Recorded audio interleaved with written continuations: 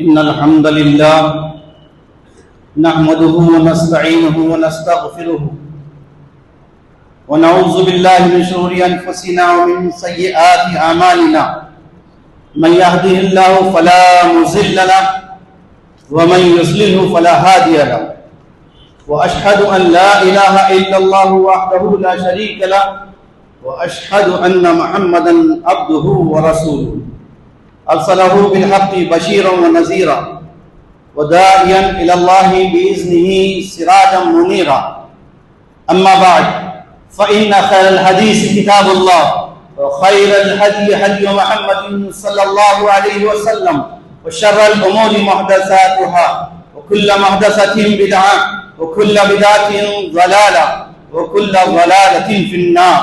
أعوذ بالله من الشيطان الرجيم. بسم الله الرحمن الرحيم. يا أيها الذين آمنوا اتقوا الله حق تقاته ولا تموتن إلا وأنتم مسلمون. يا أيها الناس اتقوا ربكم الذي خلقكم من نفس واحدة وخلق منها زوجها وبث منهما رجالا كثيرا ونساء واتقوا الله الذي تساءلون به والأرحام إن الله كان عليكم رقيبا. يا أيها الذين آمنوا اتقوا الله وقولوا قولا سديدا يصلح لكم أعمالكم ويغفر لكم ذنوبكم ومن يطع الله ورسوله فقد فاز فوزا عظيما. حمد و ثنا عظمت کبریائی بزرگی اور برتری اللہ وحدہ کے لیے لائق و زیبا ہے، جو تنہا تنہا ساری کائنات کا خالق ہے، مالک ہے، معبود حقیقی ہے، پالنہار ہے، حاکم ہے اور ہر چیز پر وہی قدرت رکھنے والا ہے. اس کے سوا کوئی شریک نہیں، اس کا کوئی ساجی نہیں، اس کا کوئی پارٹنر نہیں. وہ بالکل اکیلا ہے، تنہا ہے، ایک ہے، واحد ہے. لم یلد ولم یولد ولم یکن لہ کفوا احد. اور وہی روز جزا کا مالک ہے، مالک یوم الدین ہے. وہی اول ہے، وہی آخر ہے، وہی ظاہر ہے، وہی باطن ہے، وہی ابتدا سے ہے اور وہی انتہا اسی کو ہے. ہر چیز، ہر مخلوق فانی ہے اور باقی رہنے والی ذات صرف اللہ تعالیٰ کی ہے. یہ دین کا اسلام کا بنیادی عقیدہ ہے، جس کو مانے بغیر کوئی شخص مسلمان نہیں ہو سکتا. اور وہی ہے جو عرش پر مستوی ہے. الرحمن علی العرش استوی، سورہ طٰہٰ آیت نمبر 5. وَهُوَ أَقْرَبُ إِلَيْهِ مِنْ حَبْلِ الْوَرِيدِ، سورہ قلم، جس میں اللہ تعالیٰ نے فرمایا کہ میں تمہاری شہرت سے زیادہ قریب ہوں. ذات کے اعتبار سے عرش پر ہے، لیکن اس کی صفت علم کے اعتبار سے اس نے ساری کائنات کے ہر چیز کا احاطہ کیا ہوا ہے. وَقَدْ أَحَاطَ بِكُلِّ شَيْءٍ عِلْمًا. یہ توحید کا، اسلام کا بنیادی عقیدہ ہے. اب اس کے بعد آئیے آج کے بنیادی میرے موضوع پر. عنوان ہے اتحاد امت اور نظم جماعت. اعوذ باللہ من الشیطان الرجیم. بسم اللہ الرحمن الرحیم. یا ایھا الذین آمنوا اتقوا اللہ وقولوا قولا سدیدا. اے ایمان والو، اللہ سے ڈرو اور سیدھی اور سچی بات کہو. یصلح لکم اعمالکم. تم اگر حق و صداقت کے، سچائی کے علمبردار بن جاؤ گے، نیکی کے خیر کے راستے پر چلو گے، شر سے بچو گے، فتنہ و فساد سے بچو گے. یصلح لکم اعمالکم، اللہ تعالیٰ تمہارے سارے اعمال کو، سارے کاموں کو درست کر دے گا، یعنی تمہاری بگڑی بنا دے گا. وَيَغْفِرْ لَكُمْ ذُنُوبَكُمْ، اور تمہارے گناہوں کو، تمہارے پاپوں کو، تمہارے کرتوتوں کو معاف کر دے گا. نہ صرف معاف کرے گا بلکہ تمہارے گناہوں کو پردہ ڈال دے گا، تمہارے بد کرداروں کو، تمہاری بدیوں کو، برائیوں کو نیکیوں میں بدل دے گا۔ یہ ہے رب کی قدرت۔ ان الحسنات یذہبن السیئات۔ محترم حاضرین، ہم سب کا اللہ کے کلام قرآن مجید پر ایمان ہے، سارے مسلمانوں کا۔ اسی کلام الہی کی ایک سورت ہے سورہ آل عمران، آیت نمبر 103۔ اللہ تعالیٰ نے فرمایا وَاعْتَصِمُوا بِحَبْلِ اللَّهِ جَمِيعًا وَلَا تَفَرَّقُوا۔ اے ایمان والو، تم سب مل کر اللہ کی رسی کو مضبوطی سے تھام لو، فرقوں میں نہ بٹو، تفرقے میں نہ پڑو، پارٹیاں نہ بناؤ، حزبیت کا شکار مت ہو۔ کیوں؟ کہ اللہ تعالیٰ نے پوری امت کو ایک امت بنایا، پوری امت کو ایک امت بنایا، اور پوری امت کا ایک ہی عقیدہ، ایک ہی کلمہ اور ایک ہی بنیاد رکھی ہے۔ پوری امت مسلمہ کی بنیاد، فاؤنڈیشن جو اللہ تعالیٰ نے رکھا ہے وہ کیا ہے؟ لا الہ الا اللہ محمد رسول اللہ۔ ان هذه امتکم امۃ واحدہ وانا ربکم فاعبدون۔ بے شک یہ امت ایک ہی امت ہے اور میں ہی تمہارا رب ہوں، تم میری ہی عبادت کرو۔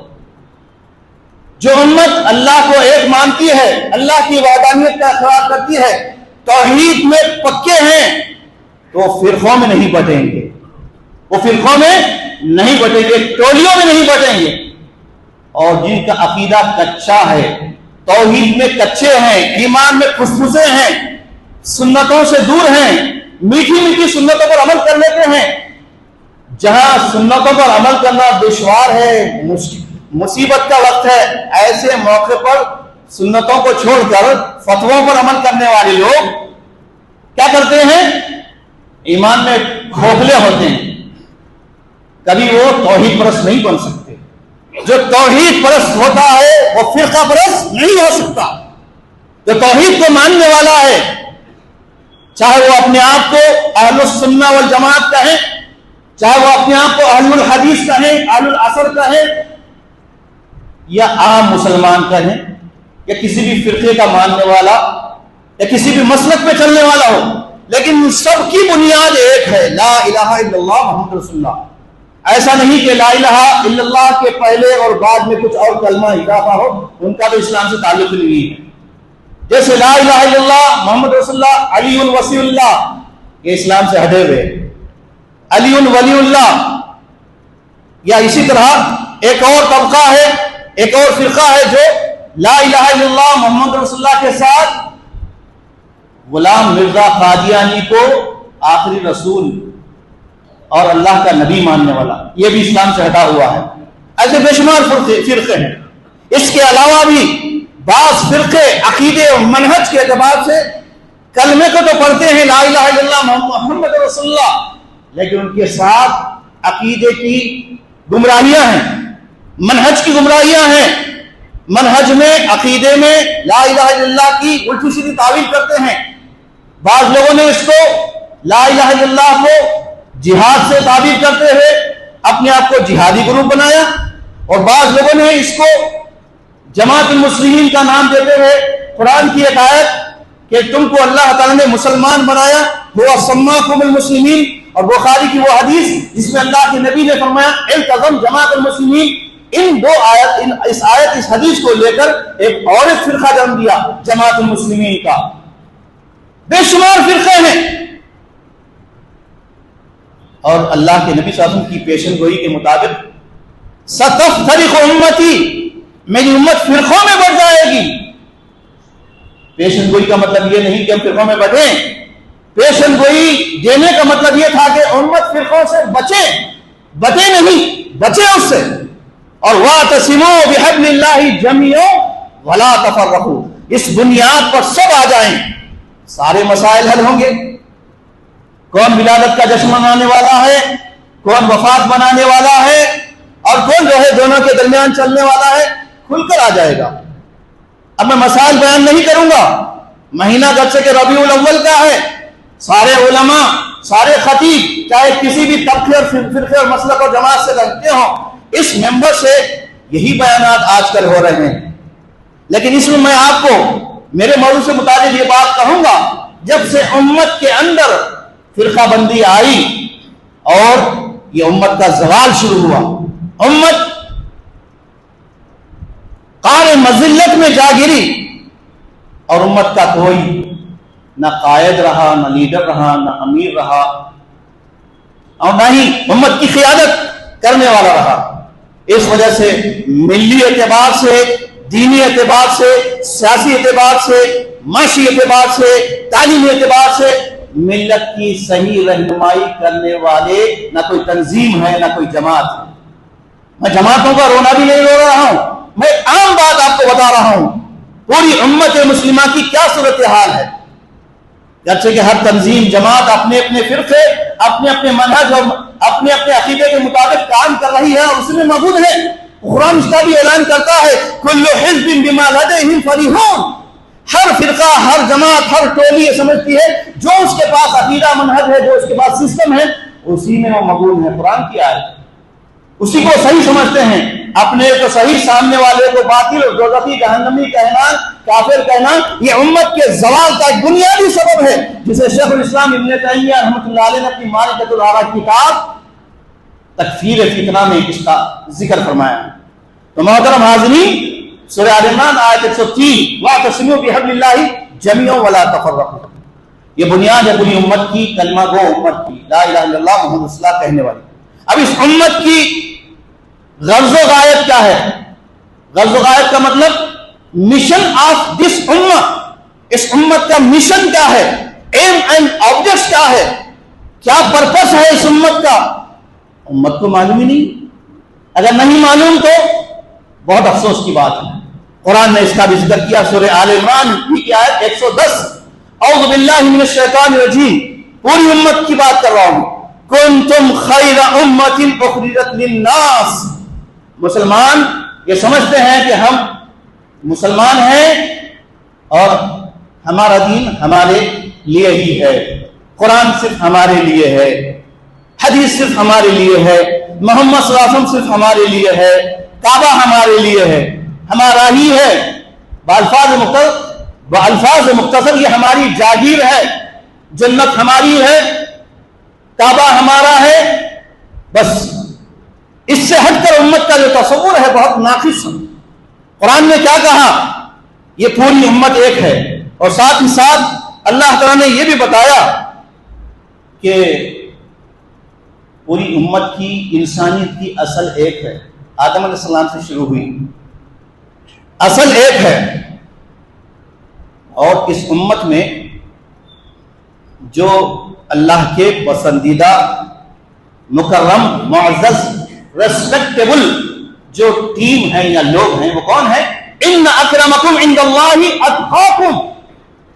اللہ کے پاس تمہارے نزدیک تم میں سے کوئی اگر کوئی سوٹ بوٹ پہ ہو تو ہو سکتا ہے معزز ہو، کوئی عالیشان گاڑی چلاتا ہے، عالیشان مکان ہے، تمہاری نظر میں معزز ہو، یا خود اپنے آپ کو بہت معزز سمجھتا ہو، یا کسی کو اقتدار ہے، رولز ہے، قانون ہے، طاقت ہے، دولت ہے، شہرت ہے، عزت ہے، تو سمجھتا ہے کہ میں بہت لوگوں میں معزز ہوں، اللہ کے پاس بھی معزز ہوں. اللہ نے کیا کہا ان اکرمکم عند اللہ اتقاکم. اے لوگوں سنو، اللہ کے نزدیک تم میں عزت والا، شرافت والا اللہ کے نزدیک وہی ہے جو تم سب میں اللہ سے زیادہ ڈرنے والا ہو. اور میں حدیث آپ کو معلوم ہے، یہ نہیں بتاؤں گا. 3 لوگ اللہ کے نبی صلی اللہ علیہ وسلم کی خدمت میں آئے تھے، آ کر کہنے لگے کہ ہم آپ کے مقابلے میں اپنی عبادتوں کو حقیر سمجھتے ہیں، آپ کہاں ہم کہاں. یقیناً یہ صحابہ کرام کا احساس تھا، لیکن انہوں نے کیا کہا؟ ایک نے کہا کہ میں رات بھر نماز پڑھوں گا، آرام نہیں کروں گا. دوسرے نے کہا کہ میں دن بھر روزے رکھوں گا، روزے نہیں چھوڑوں گا. تیسرے نے کہا کہ بھائی سارے فتنوں کی جڑ عورت ہے، میں شادی نہیں کروں گا.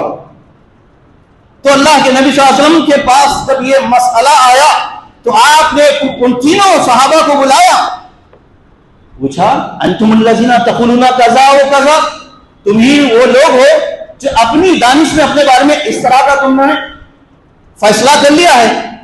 تو آپ نے فرمایا کہ سنو اے میرے صحابی سنو،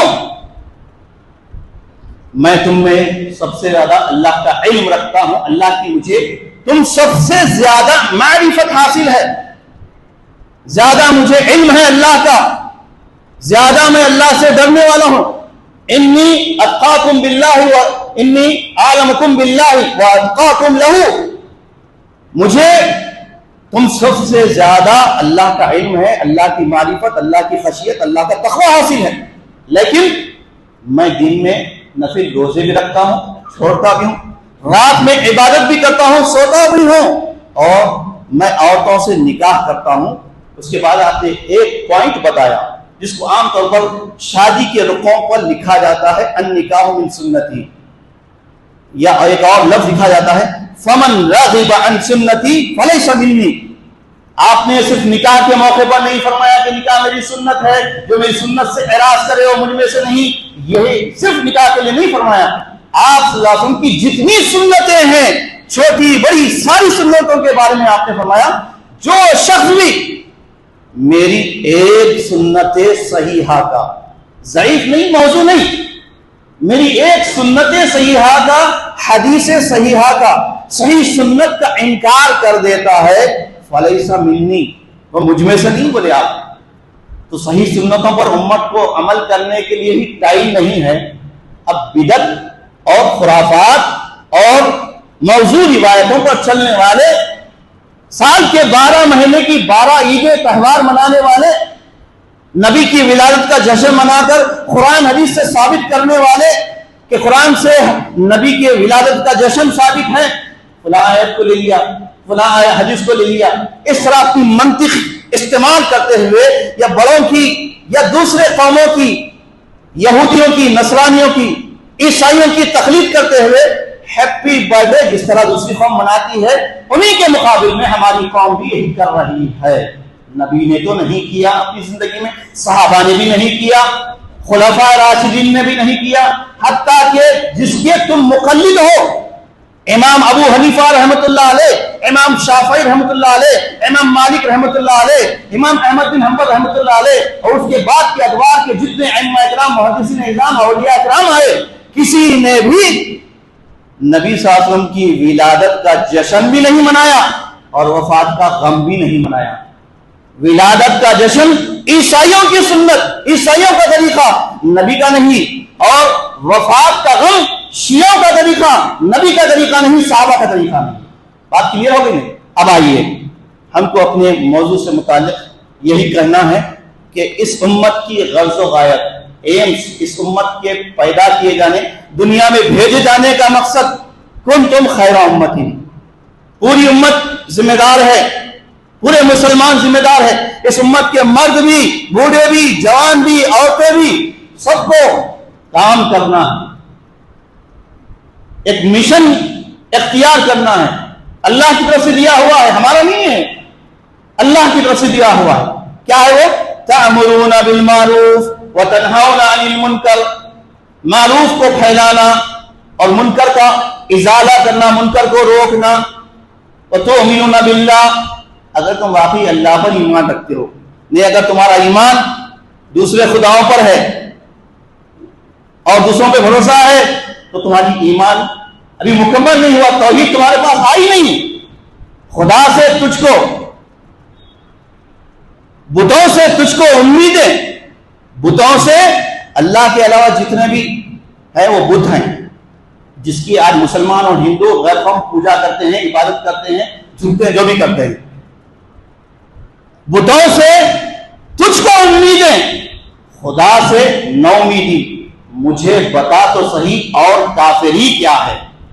اس سے بڑا کفر اور کیا ہو سکتا ہے کہ جس کا تم نے کلمہ پڑھا ہے، جس نبی کا، اس نبی کے مشن اور نبی کی سنت کے خلاف غیر اللہ کے سامنے تم اپنا ماتھا ٹیکتے ہو اور اس نبی کی شان میں گستاخی کرتے ہوئے ڈی جے، ڈانس اور نہ جانے کیسی غیر قوموں کی حرکتیں شرما جائے یہود، یہ وہ مسلمان ہے جنہیں دیکھ کے شرمائے یہود، ایسی حرکتیں کر رہی ہے آج امت۔ تو الغرض اس جماعت کا، امت مسلمہ کی جماعت کا مشن کیا ہے؟ وَلْتَكُمْ مِنْكُمْ أُمَّةٌ يَدْعُونَ إِلَى الْخَيْرِ، نیکیوں کو پھیلاتے رہنا ہے، ایک جماعت ہو کر، متحد ہو کر، اور جماعت کے ساتھ جڑے رہنا ہے۔ اب ایک البدایہ والنہایہ کے حوالے سے ایک واقعہ رکھتا ہوں، چھوٹا سا واقعہ ہے۔ رستم کمانڈران ان چیف ایران، یہ بہت بڑا وقت کا بڑا کمانڈران چیف تھا ایران کی حکومت کا۔ اس کے دربار میں ایک صحابی رسول پہنچتے ہیں جن کا نام ہے حضرت ربیع رضی اللہ عنہ۔ ان کا بیان ہے کہ جب رستم پوچھتا ہے بھائی ہمارے پاس کیوں آئے تم، تو اس کا جواب دیتے ہیں ہم آئے نہیں، ہم بھیجے گئے، کیونکہ کنتم خیر امتی پر ان کا عقیدہ تھا، ایمان تھا۔ کہنے لگے انا قد ارسلنا لنخرج الناس من ظلمات الجہالۃ الى نور الاسلام ومن جور الادیان الى عدل الاسلام، البدایہ والنہایہ۔ کہا کہ ہم بھیجے گئے ہیں، اللہ کی طرف سے بھیجے گئے ہیں۔ یہ یقین ہونا ہے امت کو بھی، ہم کو بھی، ہم اپنے جماعتوں میں بٹ کے کام کرنے کا نہیں ہے، ہم سب یقیناً ایک جماعت ہے پوری امت، لیکن ہم کیا کر رہے ہیں؟ تیری جماعت میری جماعت، تیرا عقیدہ میرا عقیدہ بول کر پوری امت کو توڑ رہے ہیں، ہم خود توڑ رہے ہیں۔ اس لیے کفر الگ ہونے کے باوجود الکفر ملت واحدہ ہے، امت ایک ہونے کے باوجود منتشر ہے، اس کی یہی وجہ ہے۔ تو کہا کہ ہم بھیجے گئے ہیں تاکہ لوگوں کو جہالت کی تاریکیوں سے، کفر کی تاریکیوں سے نکال کر اسلام کے نور توحید کی طرف لے آئے، اور بادشاہوں کے، سلطنتوں کے ظلم اور جور و ستم سے، ناانصافیوں سے نکال کر عدل اسلام، اسلام کے عدل انصاف کی طرف لے آئے۔ اب آخر میں جماعت کا طریقہ دعوت کیا ہونا چاہیے؟ جب امت ایک جماعت ہے تو اس کا دعوت کے اصول، طریقہ، سسٹم کیا ہونا چاہیے؟ نمبر ایک، پہلا اصول ہے کہ جماعت کا وجود لازم ہے، جماعت ہونا چاہیے، بشرطے کہ اس طریقے کار کو اپنائیں جو طریقہ ہمارے لیے دستور العمل ہے، قرآن، حدیث، صحابہ کرام کا منہج اور طریقہ، یہی تین چیزیں ہمارے لیے دستور العمل ہے۔ اور دستور اساسی قرآن و حدیث ہے، دستور اساسی بنیاد ہے پوری امت کی، پوری انسانیت کے لیے۔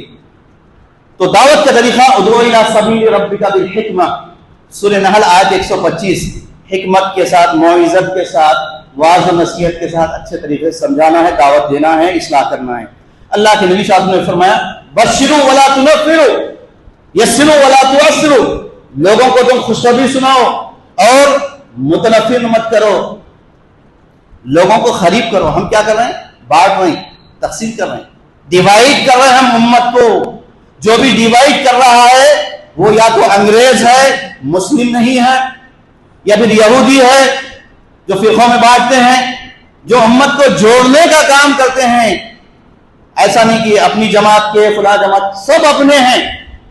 جب سب کی بیس اور بنیاد ایک ہوگی، اس عقیدے پر لانے کا کام کرنا ہے، بہت ہی کٹھن کام ہے لیکن مشکل نہیں ہے۔ اللہ پر ایمان ہے، توکل ہے، اخلاص ہے، اللہ کی رضامندی اگر مقصود ہے تو سب کو جمع کرنا، متحد کرنا آسان ہے۔ لیکن اگر تیرے میرے بولتے رہیں گے تو امت جمع نہیں ہوگی، فرقوں میں بٹی رہے گی، فرقوں میں بٹی رہے گی امت۔ یہ تو آپ نے فرمایا بشروا ولا تنفروا، یسروا ولا تعسروا، کہ تم لوگوں کو خوشخبری سناؤ، جنت کی خوشخبری سناؤ، متنفر مت کرو، متنفر یعنی دور مت کرو، جماعت سے، جمعیت سے، امت سے ہٹاؤ مت، کاٹو مت، دور مت کرو۔ یسروا ولا تعسروا، اور آسانی پیدا کرو، مشکلیں نہیں، تنگیوں میں مت ڈالو۔ ہمارا دین کیا ہے؟ آسان، الدین یسر۔ اب دین کس طرح آسان ہے؟ آپ پوری تفصیلات علماء سے پوچھیے، معلوم کیجئے، تو انشاءاللہ آپ کو ساری تفصیل معلوم ہوگی۔ دوسرا اصول ہے دعوت کا، جماعت کی طریقے دعوت کا دوسرا اصول ہے عملی نمونہ بننا ہے۔ جو بھی دائی ہے، آپ پوچھیں گے دائی میں تو نہیں ہوں، مثال کے طور پر آپ اپنے آپ بولیں گے میں تو دائی نہیں ہوں، مسجد کے امام صاحب داعی ہے، یعنی دعوت اللہ کا کام کرنے والے انوچ ہے، میں نہیں ہوں، آپ بچنا چاہیں، میں مسجد کا خالی خادم ہوں، میں اسکول کا ٹیچر ہوں، میں کالج کا پرنسپل ہوں، میرا کام نہیں ہے، نہیں، ہر ایک کا کام ہے، کنتم خیر امۃ، تم کو اللہ نے یہ ٹائٹل دیا ہے، تو اب کام کیا کرنا ہے؟ پہلے ہم کو عملی نمونہ بننا ہے۔ اگر مسلمان قرآن حدیث نبی کے طریقے پر، نبی کے نقش قدم پر، خالی دامن ہے میرے ہاتھ میں، پیرانی پیر کا بولتے ہیں، پیرانی پیر کے طریقے پر چلنے والے نہیں ہیں، بولنے والے بہت ہیں، پیرانی پیر کے خلاف چلتے ہیں، دعوت تو کرتے ہیں، دامن ہے میرے ہاتھ میں پیرانی پیر کا۔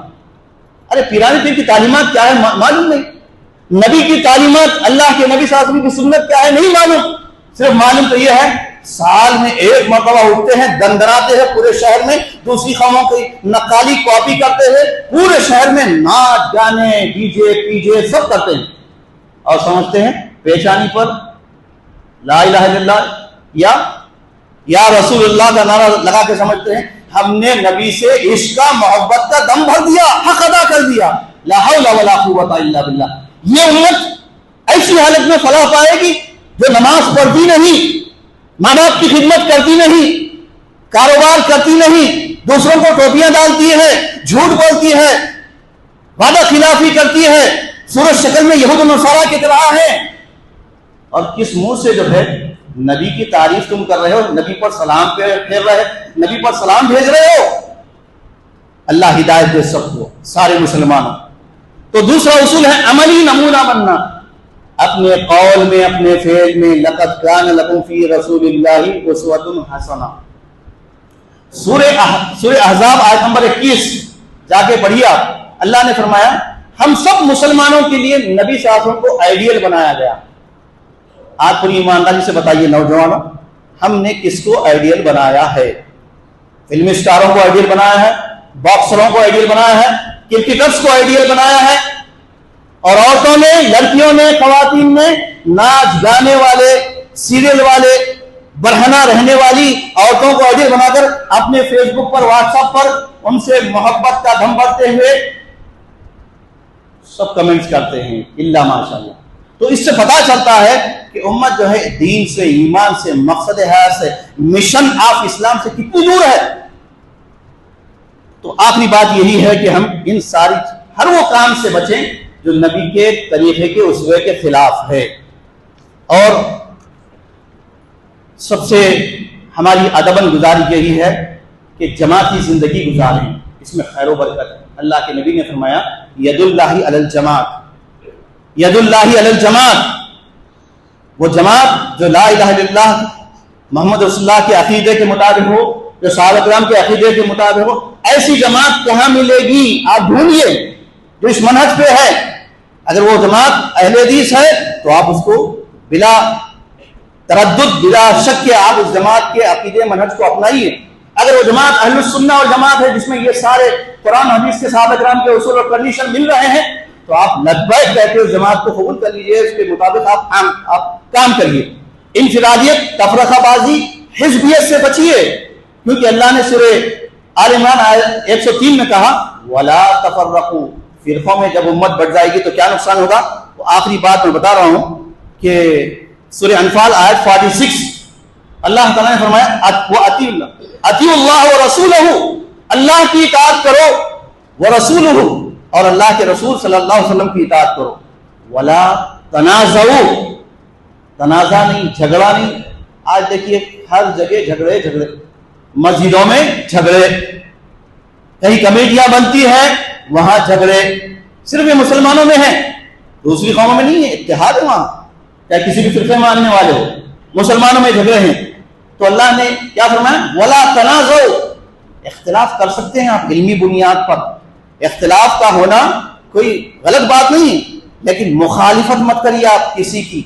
ہر کلمہ گو مسلمان، چاہے وہ شرک کر رہا ہو، ہمارا کلمہ گو مشرک ہے، اگر شرک کر رہا ہے، کلمہ گو مشرک بھائی ہے ہمارا بھائی ہو، چاہے وہ نماز نہیں پڑھتا، جھنڈے کے سامنے جھکتا ہے، قبر کے سامنے جھکتا ہے، تو ہم اس کو اپنا بھائی مانتے ہیں، دینی بھائی ہے، وہ کلمہ ہے اس کے پاس، لا الہ الا اللہ محمد رسول اللہ، اس کا کلمہ ہے۔ ہاں، اس کو علم نہیں ہونے کی وجہ سے بڑوں نے نہیں بتایا یا آپ نے نہیں بتایا, ہم نے نہیں بتایا, اس کی وجہ سے گمراہی کا شکار ہوا. اس کو گمراہی سے نکالنا ہماری ذمہ داری ہے. تو ولا تنازعوا, فرقوں میں نہ بٹو کہا, فتفشلوا, فرقوں میں بٹ جائیں گے, ٹولیوں میں بٹ جائیں گے, اختلافات کریں گے, جھگڑے کریں گے, فساد کریں گے اور ٹولیاں بنائیں گے, تو کیا ہوگا؟ فتفشلوا, تم کمزور ہو جاؤ گے, شل ہو جاؤ گے. اتنا ہی نہیں, وَتَذْهَبَ رِيحُكُمْ, اور تمہاری ہوا اکھڑ جائے گی. ہوا اکھڑ جائے گی تو سمجھتے نا آپ, اس کا یعنی راز ترجمہ یہی, وَتَذْهَبَ رِيحُكُمْ. علماء ہے تو پوچھئے تذهب ريحُكُمْ کا معنی کیا ہے؟ تمہاری ہوا باقی نہیں رہے گی, چلے جائے گی. یعنی تمہارا جو پاور ہے, اسلام کی جو شان ہے, عظمت ہے, تمہارے جو چہروں سے اسلام کی حقانیت معلوم ہوتی ہے, وہ تو نظر نہیں آتی. اگر واقعی نظر آتی تو یہ حالت نہیں ہوتی جو زمانے قدیم میں, قرون اولیٰ میں ہمارے اسلاف نے, ہمارے صحابہ کرام نے, سابق کے اولیاء اور محدثین نے, ائمہ کرام میں پایا جاتا تھا. یہ سورہ انفال کی آیت 46 کے حوالے سے.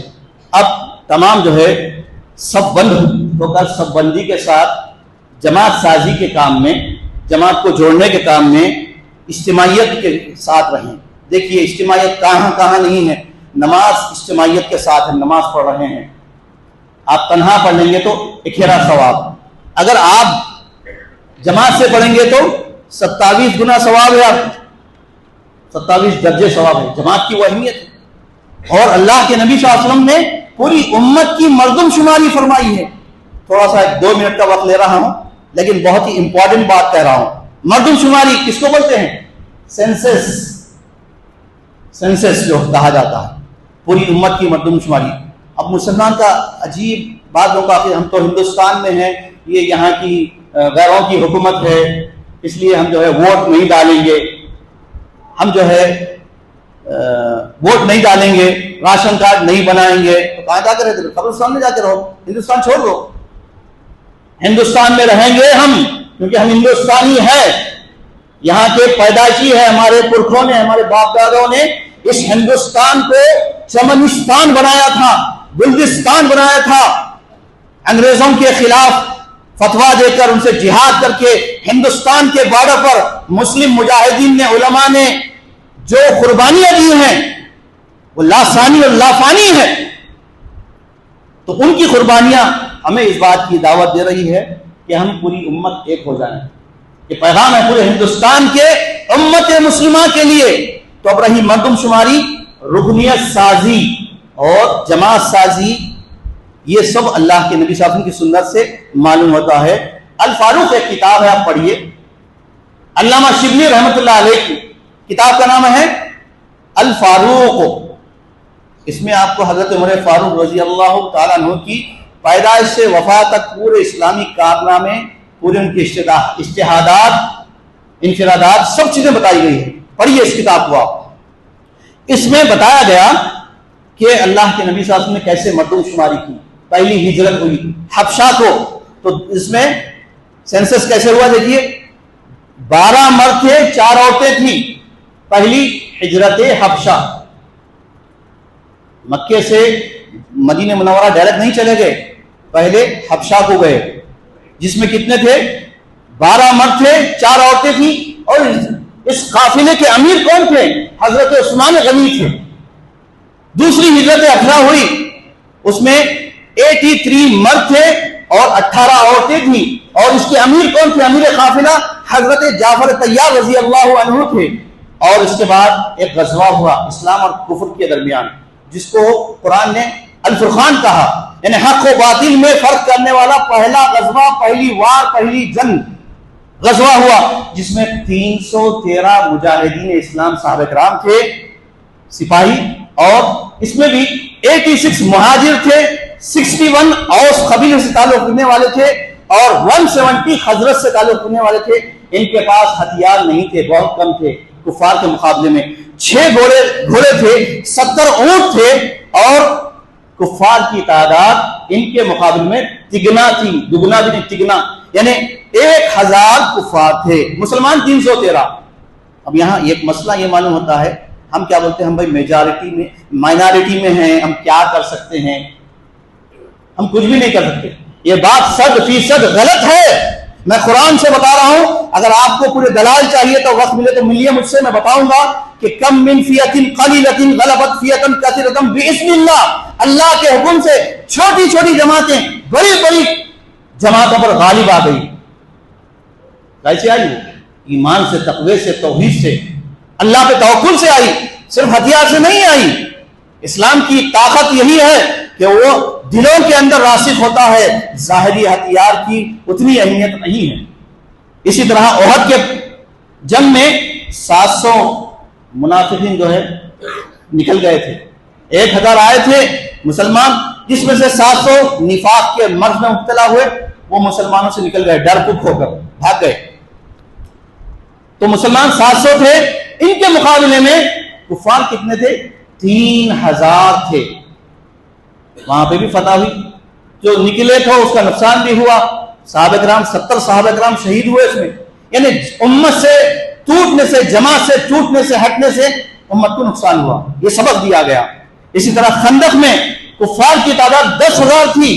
جنگ خندق میں آپ پڑھیے غزوہ خندق، سیرت رسول، الرحیق المختوم. اللہ کے نبی صلی اللہ علیہ وسلم پیٹ پہ پتھر باندھ کر، ایک نہیں 2 پتھر باندھ کر آپ نے خندق گڑا کھودا. ایک صحابی، یعنی رمضان کا موقع ہے، شدت کی گرمی ہے، روزے کی حالت میں ہیں، ایک صحابی آ کر کہتے ہیں اللہ کے نبی صلی اللہ علیہ وسلم بھوک سے میری حالت خراب ہو رہی ہے، دیکھیے میں نے اپنے پیٹ پر پتھر باندھا ہے. تو اللہ کے نبی صلی اللہ علیہ وسلم جو امت کے، انسانیت کے سچے ہمدرد، خیر خواہ، مخلص، قائد تھے، نبی تھے، آپ نے فرمایا بھائی میں تو تم سے الگ نہیں ہوں. ایسا نہیں کہ تم میری رعایا ہو، تم کو بھوکا مار رہا ہوں اور میں مزے میں کھا رہا ہوں، نہیں، میں تمہارے ساتھ ہوں. فرمایا آج کے قائدین کے لیے، عمراء کے لیے، نظماء کے لیے، جماعت کے قائدین کے لیے، سب کے لیے سبق ہے. آپ نے کیا فرمایا؟ میں بھی تمہارے ساتھ ہوں. دیکھو میں نے بھی اپنے پیٹ پر ایک نہیں 2 پتھر باندھے. اس سے سبق ملتا ہے کہ قائد جیسی ہوتی ہے، جیسا ہوتا ہے، جیسے کہاوت ہے جیسا راجا ویسی پرجا. اگر راجا شرابی ہے، پرجا بھی شرابی رہے گی. راجا اگر عدل و انصاف کا علمبردار ہے، امت کے اندر بھی عدل و انصاف آئے گا، قوم کے اندر بھی، رعایا کے اندر بھی آئے گا. اسی طرح فتح مکہ میں، غزوہ تبوک میں اللہ کے نبی نے انفاق فی سبیل اللہ کا حکم دیا کہ آج ضرورت ہے اللہ کی راہ میں پیسے کی. تو اس موقع پر سب سے پہلے آگے بڑھ کر حضرت ابوبکر صدیق رضی اللہ عنہ نے گھر کا سارا اثاثہ، سارا سامان نبی کے خدموں کے سامنے لا کر ڈال دیا. اور عمر فاروق رضی اللہ عنہ نے گھر کا آدھا سامان لایا ہے. اسی طرح حضرت عثمان غنی نے 900 اونٹ اللہ کے نبی صلی اللہ علیہ وسلم کے سامنے پیش کر دیے اور 100 گھوڑے. اس کے علاوہ کئی کلو چاندی بھی تھی جو تاریخ میں ہے. تو اس سے معلوم یہ ہوا کہ صحابہ کرام جو ہے ہمارے اسلاف، ہمارے جو ہمارے لیے آئیڈیل ہے، وہ دین کے لیے، انسانیت کے لیے دینے والے تھے، لینے والے، لوٹنے والے نہیں تھے. آج کہاں کہاں لوٹ رہے ہیں لوگ، مدرسوں کے نام پہ لوٹ رہے ہیں، مسجدوں کے نام پہ لوٹ رہے ہیں، سوسائٹیوں کے نام پہ لوٹ رہے ہیں. کہیں ہر جگہ کرپشن ہی کرپشن ہے. امت کے اندر غربت کا خاتمہ کیسے ہوگا؟ کون سچا ہے کون جھوٹا ہے پتہ نہیں ہے. کام تو ہو رہا ہے، کئی NGOs کام کر رہے ہیں، لیکن ان کا جیب کتنا بھر رہا ہے کون پوچھنے والا؟ یہاں تو کلیئر حساب دیتے، پورا تیار کر کے لاگے کہ ہم روز اول سے اتنا ریکارڈ ہم نے تیار کیا ہے، سب صاف و شفاف ہے، یقیناً صاف و شفاف ہے. لیکن اندر سے جو بائی پاس سرجریاں جیسی ہوتی ہے، بائی پاس ارتک راستے سے جو تم نے لوٹا ہے امت کو، قوم کو، اس کا کیا ہے؟ وہ تو قیامت کے دن جواب دیں گے انشاءاللہ.